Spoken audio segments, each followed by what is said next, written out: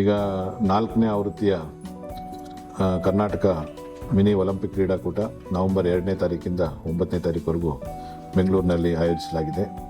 ಇದಕ್ಕೆ ಕರ್ನಾಟಕ ಒಲಿಂಪಿಕ್ ಸಂಸ್ಥೆ ಮತ್ತು ಯುವಜನ ಸೇವಾ ಇಲಾಖೆ ಮತ್ತು ಕರ್ನಾಟಕ ಸರ್ಕಾರ ಇದರದ್ದು 3 ಜನ ಸೇರಿ ಈ ಒಂದು ಕ್ರೀಡೆಯನ್ನು ಉದ್ಘಾಟನೆ ನಡೀತದೆ. ಇದಕ್ಕೆ ಮಾನ್ಯ ಮುಖ್ಯಮಂತ್ರಿಗಳು 2ನೇ ತಾರೀಕು ಚಾಲನೆ ಕೊಡ್ತಾರೆ ಮತ್ತು ಸುಮಾರು ಒಂದು 5500 ಜನ ಮಕ್ಕಳು ಇದರಲ್ಲಿ ಭಾಗವಹಿಸ್ತಾರೆ. ವಿವಿಧ ಜಿಲ್ಲೆಗಳಿಂದ, ಕರ್ನಾಟಕ ಮೂಲೆಗಳಿಂದ ಬರ್ತಾರೆ ಮಕ್ಕಳು. ಅವರಿಗೆ ಎಲ್ಲ ಥರದ ವ್ಯವಸ್ಥೆಗಳನ್ನು ಆಯೋಜನೆ ಮಾಡಿದೆ. ಅವರ ಊಟ, ವಸತಿ ಮತ್ತು ಟ್ರಾನ್ಸ್ಪೋರ್ಟೇಷನ್ ಮತ್ತು ಪ್ಲೇಯಿಂಗ್ ಫೆಸಿಲಿಟಿ ಇಷ್ಟೆಲ್ಲನೂ ಅಚ್ಚುಕಟ್ಟಾಗಿ ಏರ್ಪಾಡು ಮಾಡಲಾಗಿದೆ.